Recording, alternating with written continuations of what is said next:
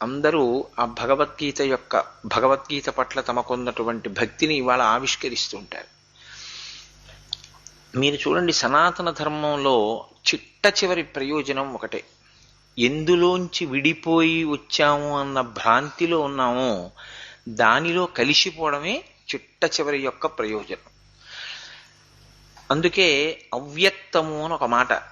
అవ్యక్తము అంటే మీరు వెనక్కి వెడుతూ వస్తే, ఎందులోంచి వచ్చాము అన్న పరిశీలన చేసుకుంటూ వెడితే అన్నీ దేంట్లోంచి వచ్చాయో అందులోకి చేరిపోవడానికి కావలసినటువంటి మార్గాన్ని సుగమం చేసుకుని దాన్ని చేరడానికి కావలసిన రీతిలో అనుష్ఠాన పర్యంతంలోకి ఉపాసనని తెచ్చుకోగలిగినటువంటి ప్రక్రియ సనాతన ధర్మమునందు సర్వభూమికలలో ఉన్న వారికి అనుగ్రహింపబడుతుంది.